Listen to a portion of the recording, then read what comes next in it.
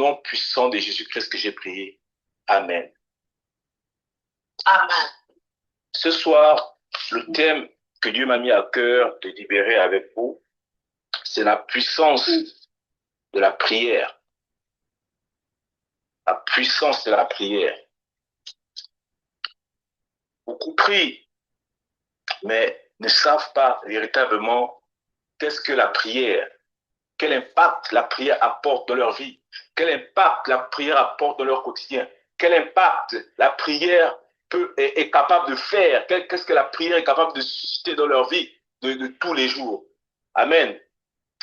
C'est pourquoi je vais commencer par définir les deux mots-clés, à savoir puissance et prière. La puissance désigne la capacité physique, intellectuelle ou morale d'agir, de produire un effet, d'imposer sa volonté. Amen. La prière, en revanche, la Bible la définit comme étant une relation vivante et intime avec Dieu. Elle est l'expression de la foi où l'être humain s'adresse à son Créateur pour l'adorer, pour lui demander pardon et lui exposer ses besoins.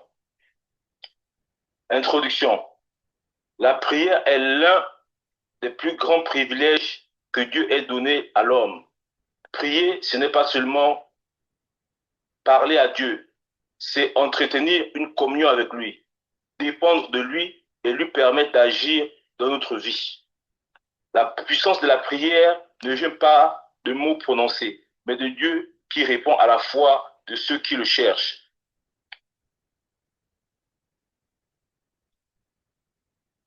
Dans 1 Thessaloniciens 5,17, il est écrit « Priez sans cesse ». Qu'est-ce que cela veut dire? Cela veut dire qu'on doit prier continuellement, qu'on doit demander à Dieu, qu'on doit garder Dieu dans notre cœur. Amen. Garder une attitude de dépendance envers lui. Revenir constamment à la prière dans toutes les situations que nous puissions traverser. Amen. Amen. Bien-aimés, voyez-vous, il nous arrive tous, chacun pour sa part, et moi je me sens concerné, lorsque tu traverses une situation difficile, Satan commence à attaquer ta vie de prière. Tu commences à ressentir de la lourdeur. Parfois même, lorsque Dieu t'éprouve davantage, tu boudes, tu dis je ne prie plus. Tu décides comme ça unilatéralement de ne plus prier. Mais c'est même par là que le diable commence par tuer ta vie. Amen. Satan, lorsqu'il ne veut pas que tu rentres dans ce que Dieu a prévu pour toi, il commence par attaquer ta vie de prière. Dieu éprouve tout le monde. Jésus-Christ, son Fils unique, qui est mort à la croix pour nos péchés, Dieu l'a éprouvé pour quelque chose qu'il ne connaissait pas. Combien de fois, toi et moi, Dieu va toujours nous éprouver. Aussi longtemps qu'on sera mortel, Dieu va toujours nous éprouver. Amen. C'est pourquoi ne prenons pas, lorsque Dieu nous éprouve, il ne faudrait pas qu'on se lamente. Il ne faudrait pas qu'on se serve de ça pour dire non, Dieu ne m'aime pas, Dieu ne me bénit pas, Dieu ne bénit que les autres. Les prières que je lui adresse dans le secret, il ne les exauce pas. Mais c'est même lorsque Dieu vise que toi aussi tu dois persévérer dans la prière, que tu ne dois pas relâcher. Aussi longtemps que l'épreuve va durer, c'est aussi longtemps que tu dois persévérer dans la prière. Amen. Amen. Amen. Donc la prière, c'est quelque chose, en fait, ça doit être comme notre style de vie. La prière est la croix de transmission qui nous connecte au surnaturel. C'est vrai. La prière. Un chrétien qui ne prie pas, c'est, je dirais, à la limite, un chrétien qui est mort. Parce qu'il y en a qui vont dire, oui, mais Dieu n'exauce pas, il n'exauce pas les chrétiens, il exauce les païens. Frère, Dieu n'exauce pas les païens. Dieu n'exauce pas les païens. Dieu fait grâce à qui il veut. Il fait grâce à qui il veut. Lorsque tu mets une requête à Dieu, s'il n'exauce pas à l'instant où tu soumets le problème, mais ça ne veut pas dire que Dieu n'écoute pas. Il veut voir jusqu'où tu es capable de tenir. Mais en nous, Dieu a mis la capacité de surmonter certaines épreuves, de surmonter certains obstacles. Chacun, et ici, bon, la plupart des gens qui sont connectés sont aux États-Unis. Mais autant que nous sommes, chacun son histoire. Quand tu vas demander à X comment tu as fait pour venir aux États-Unis, ah frère, voilà ce par quoi je suis passé. Mais tu as persévéré. Combien même il y a des personnes qui voulaient te décourager à ne pas venir dans ce pays, ils vont dire oh, c'est la violence, c'est ceci, c'est cela. Mais tu as persévéré. Dieu t'a fait la grâce de venir ici. Mais tu ne diras pas non plus que depuis que tu es venu dans les États-Unis ou au Canada, c'est souvent, Dieu ne t'a pas éprouvé. Dieu éprouve tout le monde. Mais Dieu attend de nous qu'on persévère dans la prière. Amen. Amen. Lorsque tu évolues, Dieu t'éprouve. C'est un peu comme un enfant qui passe en classe de CP, il va au CE. Au fur et à mesure que tu évolues, les choses semblent se corser. Mais c'est pas pour autant que tu te décourages, mais tu continues d'avancer. Tu continues de persévérer. Dieu éprouve le chrétien parce qu'il l'aime. Amen. Dieu n'éprouve pas celui qui n'aime pas. Dieu éprouve le chrétien parce qu'il l'aime. Mais on doit persévérer dans la prière. En Matthieu 18, il est écrit. C'est la version du second, parce que la version du semeur, parce que c'est celle que je lis le plus. Vraiment, je vous l'assure, tout ce que vous exclurez sur la terre aura été exclu aux yeux de Dieu. Et tout ce que vous accueillerez sur la terre aura été accueilli aux yeux de Dieu. Amen. Amen. Dans certaines versions, on lit lier, interdire, retenir, empêcher. Les croyants ont une autorité spirituelle. La prière faite selon la volonté de Dieu a du poids.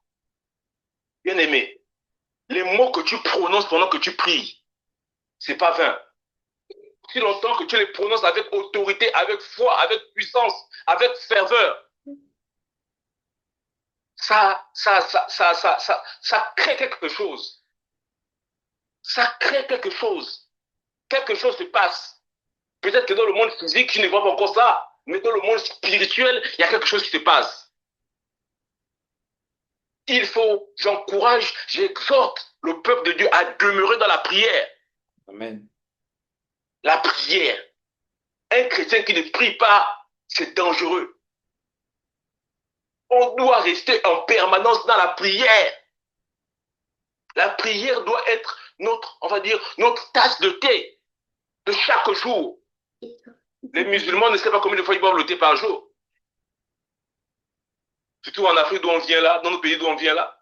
Les musulmans, à tout moment de la journée, on te boit le thé.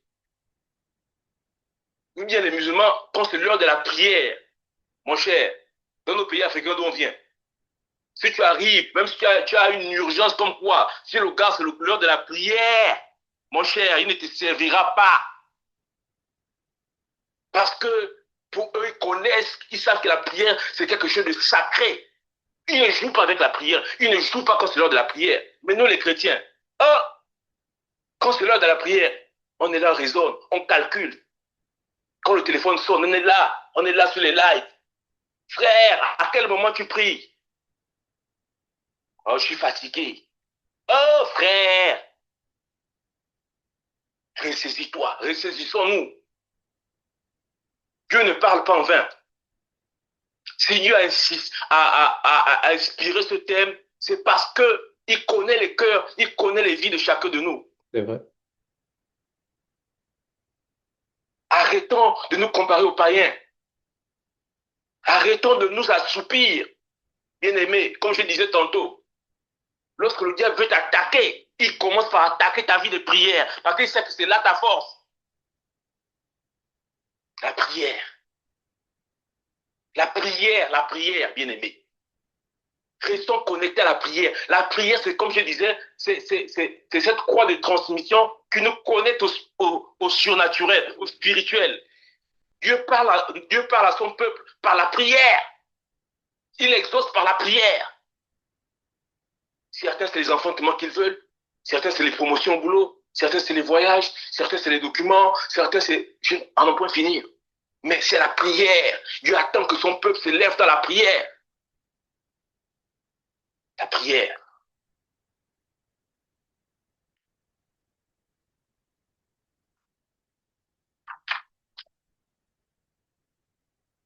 Dans le livre de Jacques 5,17, il est écrit, Élie était un homme, je suis toujours dans la version du semeur, Élie était un homme tout à fait semblable à nous. Il priait avec insistance pour qu'il ne pleuve pas. Et pendant 3 ans et demi, il ne tomba point de pluie sur le sol. Ce verset veut dire quoi? Ce verset veut dire que Élie était un humain comme toi et moi. Il n'était pas un homme extraordinaire, il n'était pas un ange. Élie, c'était un homme comme toi et moi. Mais il avait prié avec insistance, avec ferveur. Combien prie avec ferveur? Combien de temps tu mets le matin avant de sortir de sa maison pour prier? Tu mets combien de temps de prière le matin avant de sortir chez toi?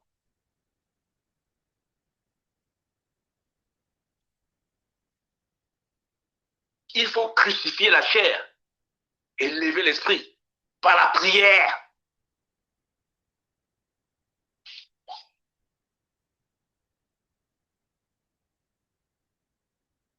Merci, bien-aimé. À travers ce verset, Jacques nous rappelle qu'Élie n'était pas un ange. Il n'était pas un surhomme. Il avait aussi des faiblesses, comme toi et moi, des émotions. Pourtant, Dieu l'a exaucé. La Bible nous dit que pendant 3 ans et demi, il ne tomba point de pluie sur la terre. Mais c'est que Jacques est en train de nous dire que ce qu'Élie a fait, ce que Dieu a fait au travers d'Élie, il est capable de le faire avec toi et moi. Comment pries-tu? Est-ce que lorsque tu pries, tu le fais avec ferveur, avec foi, je ne sais pas.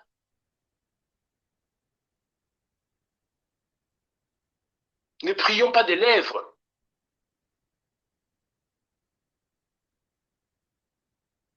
Dieu est capable de faire des choses. Dieu est sur le point d'accomplir quelque chose avec nous, avec toi et moi. Mais comment pries-tu? C'est la question qu'il pose. Est-ce que tu pries avec ferveur? Est-ce que tu pries avec foi pour amener à l'accomplissement ce qu'il veut faire avec toi, ce que tu lui as demandé dans le lieu secret? Toi seul tu connais ce que Dieu t'a demandé, tout ce que tu as demandé à Dieu dans le secret. Mais comment pries-tu? Est-ce que tu pries des lèvres? Est-ce que tu es véritablement convaincu de ce que tu dis dans la prière, dans ta prière? Est-ce que tu pries seulement parce qu'il faut prier? La question est posée. Que chacun pour sa part se mette en cause.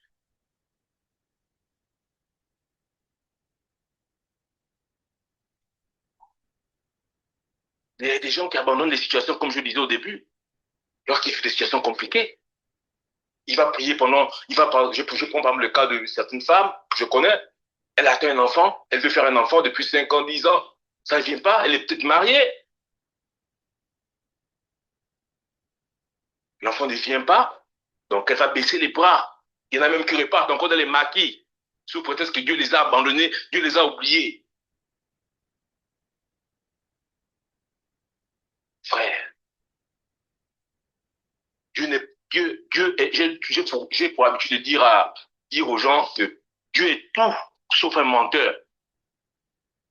Dieu est tout sauf un menteur. Ce qu'il promet, il accomplit toujours. Mais il regarde nos attitudes. Est-ce que tu es prêt? Est-ce que tu es prêt à recevoir ce que tu as demandé à Dieu dans le lieu secret? Quelle est ton attitude? Est-ce que tu pries selon que Dieu te demande de prier?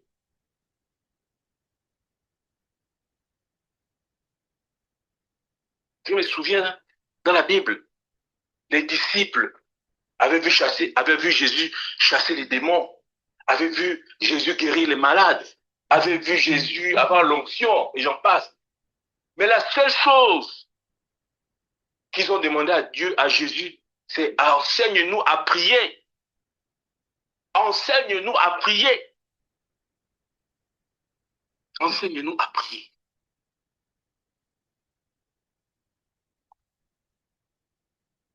Parce que Jésus, les disciples avaient compris que le secret de la vie surnaturelle de Jésus se trouvait dans la prière. La prière. La prière du juste a une grande efficacité.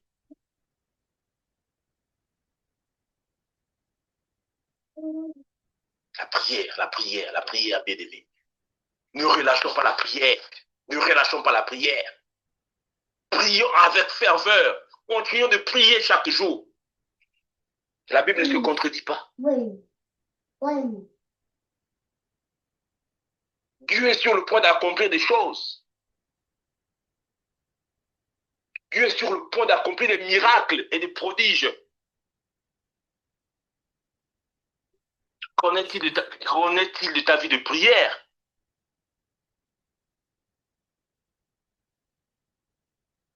Les hommes de Dieu peuvent prier pour toi. Mais toi-même, qu'est-ce que tu fais? Il y a des secrets, il y a des sujets que tu ne peux pas confier aux hommes de Dieu, que tu ne peux confier à personne, que toi-même, tu dois te tenir dans le lieu secret, fléchir tes genoux et prier ton Père qui est dans les cieux, ton Père qui est dans le lieu secret. Il t'écoute. Mais comment pries-tu? Comment pries-tu?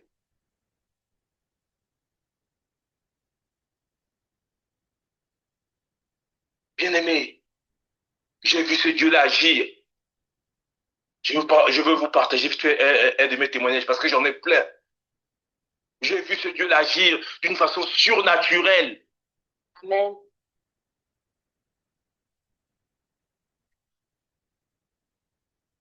Quand j'étais au Gabon, j'étudiais en France.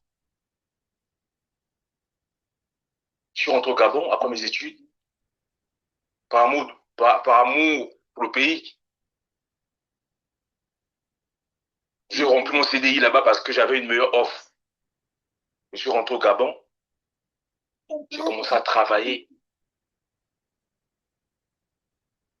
L'entreprise où je travaillais a fait faillite. On s'est retrouvé au chômage. Seuls ceux qui avaient les parents pouvaient rebondir. Puisqu'on sait que dans nos pays, là, c'est le positionnement. Tu n'as pas la grâce de Dieu dans ta vie, là. C'est le positionnement où tu vas rentrer dans des choses que je n'ai pas envie de citer ici. Mais je me suis retrouvé là, au plus bas, humilié, rejeté de tous. Mais ma propre famille m'a rejeté parce que j'avais plus l'argent, je ne leur apportais plus d'argent.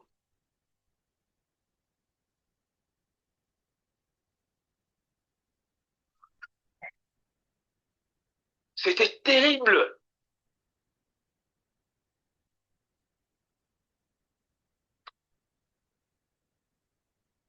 Je me suis retrouvé là. Les gens m'ont traité de tous les noms. C'était difficile, bien aimé. Mais pour me relever, c'était difficile. Heureusement que j'ai une merveilleuse épouse qui m'a soutenu. Amen. Elle était là avec moi. Elle m'a dit, chérie, je t'abandonnerai jamais. Quand tu avais l'argent, on a plus vu. Je me suis retrouvé là, je me suis transformé en clandomane, chauffeur de taxi dans le de Libreville. J'étais là, c'était difficile. Je vous assure. Là, les embouteillages, parfois je croisais les gars avec qui j'ai appris. C'était difficile. J'ai dit, Seigneur, qu'est-ce que j'ai fait pour mériter ça? Qu'est-ce que j'ai fait? Mais il y avait toujours cette lueur d'espoir qui était là. Il y avait cette petite voix en moi qui disait, ça ira. Amen. C'est comme ça qu'un jour, dans mon taxi que je faisais là, mais quelqu'un m'a dit, monsieur, mais vous avez un bon niveau, pourquoi vous ne tentez pas pour les États-Unis? Oh, je n'ai jamais mis les pieds ici, je n'avais jamais mis mes pieds ici, je n'avais aucun repère ici. Je n'avais aucun repère dans ce pays-là. Quelqu'un m'a dit, mais tentez pour les États-Unis, tentez un peu là-bas. C'est comme ça que j'ai mis mes pieds pour la première fois dans l'ambassade des États-Unis. Parce que moi, j'étais habitué à aller en Europe, la France, l'Espagne, en tout cas, c'est l'Europe. Moi, c'était l'Europe. Là-bas, je me sentais le mieux. L'anglais, là, Dieu, mais, ah, c'est comment? L'anglais, là, même, on ne connaît pas. On va aller là-bas, c'est quoi? Je m'avais tenté. J'ai pris les renseignements, j'ai fait constituer un dossier, pris un rendez-vous. Je dépose le dossier, je vais à l'entretien, c'est validé. J'ai dit, what? Même j'ai le passeport de la maison. Enfin, je pensais que c'était un rêve, en fait. Je me réveille le matin, je demande à ma femme, attends, c'est vrai que j'ai le visa pour les États-Unis? Elle me dit, mais oui, tu as le visa pour les États-Unis. Ah, Dieu. Le Dieu de tout à coup. Amen. Tout à coup. Hey. La prière, je vous assure, la prière. Même quand j'étais faible, la femme que Dieu a mise à mes côtés, elle me disait, non chérie, on va continuer de prier. Jusqu'à notre dernier soupir, on va prier. On va continuer de prier. Dieu a fait grâce, je suis arrivé ici aux États-Unis. C'était encore une autre bataille. Je n'avais personne. J'ai fait 3 jours, 3 nuits dans les rues de New York, à la Belle Étoile, quand je suis arrivé ici. Les gens ne voulaient pas me recevoir parce que je n'avais pas l'argent qu'ils m'ont demandé. C'était difficile. J'ai dit, oh my God. Tu m'as mené dans quoi là? Wow. Tu m'as mené dans quoi? Je me suis retrouvé dans quoi? J'ai laissé ma maison, même si je ne travaillais pas. Mais j'avais au moins ma maison, j'ai ma famille, mes enfants. Donc je vais tout abandonner pour me retrouver ici. Il me dit, je suis le Dieu qui crée encore et toujours.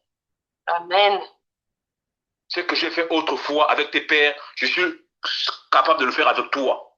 Oh, je vous assure. Dieu a fait, Dieu a fait. Je ne peux pas tout vous détailler ici. Je me suis battu comme un homme.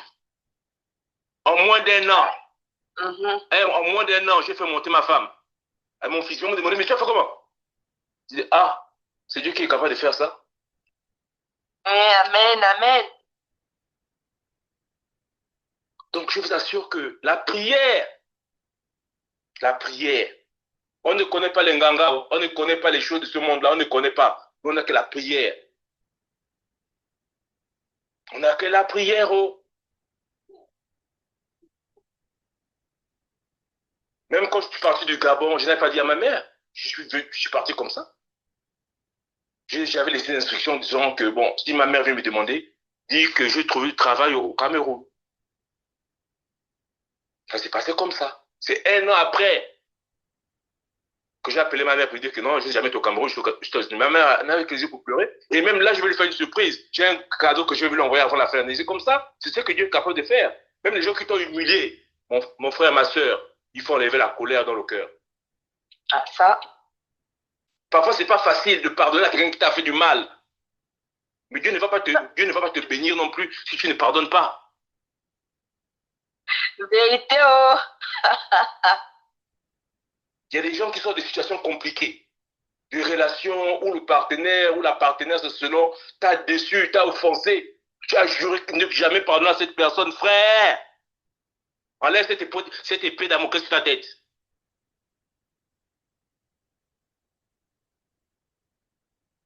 Répands-toi. C'est ainsi que Dieu va te faire du bien. Amen. On n'a que la prière, la prière, la prière. Lorsque ce thème-là me traversait l'esprit, je disais, ah, ça fait un moment que je n'ai pas enseigné. Tu m'amènes les thèmes comme ça, je vais commencer avec ça comment? Je m'en vais à l'église, je dis à Dieu, confirme-moi si c'est le thème. Et l'orateur a parlé de ça. J'ai dit à ma femme que tu as vu, les choses que Dieu est capable de faire. Je lui ai demandé de me confirmer ce thème. Il a confirmé, il m'a demandé d'enseigner sur la puissance de la prière. Bien-aimé, ne négligeons pas la prière. C'est vrai que parfois c'est difficile. Tu as envie de te tuer, parfois tu as envie de prier, mais la chair te coince dans le lit, la fatigue. Laisse ça, il faut se lever. Prie. Je ne sais pas ce que tu as demandé à Dieu dans le secret. Mais relève-toi. Reprends ta vie de prière. Parce que c'est par là que le diable passe pour te déstabiliser. Il sait ce que tu es, ce que tu es capable de faire. Quand tu pries, quand tu pries avec autorité, avec ferveur, il sait. Donc il commence par t'attaquer par la chair. Oh, tu es fatigué, repose-toi, oh, dors. Laisse ça. Tu te réveilles là, tu pries 1-2 minutes. Non, frère. Dieu demande de se relever. En Romains 12-11, il est écrit, ayez du zèle et non de la paresse. Soyez fervents d'esprit. Servez le Seigneur. C'est toujours la version Le Semeur. Amen.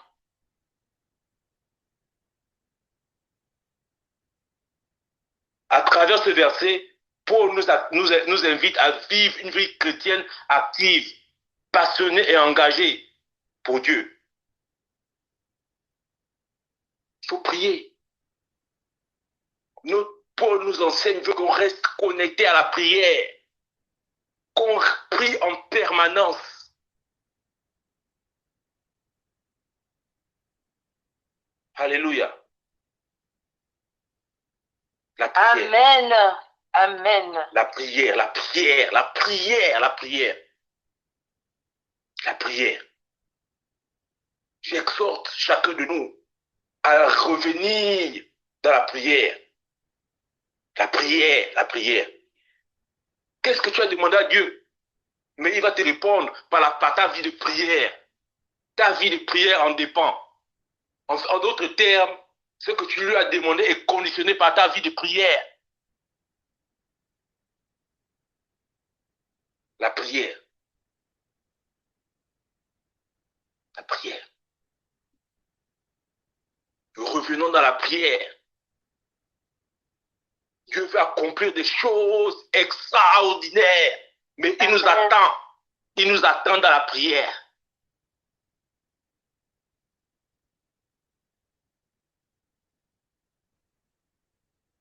En Luc 22-46, il dit, pourquoi dormez-vous, leur dit-il, debout et priez pour ne pas céder à la tentation.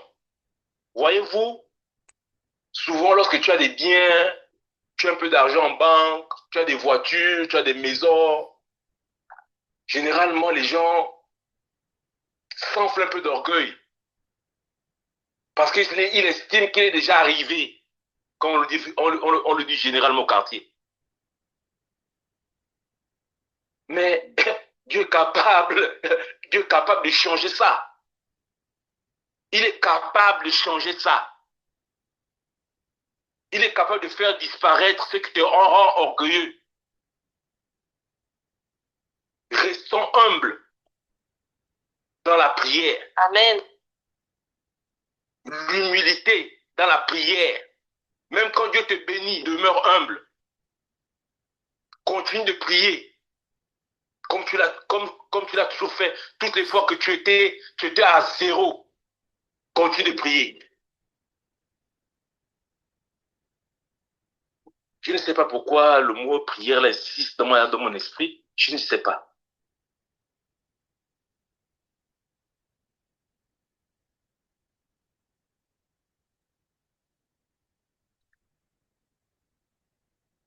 Bien-aimé, voici en quelques mots ce que Dieu avait mis dans mon cœur pour partager avec vous. En conclusion,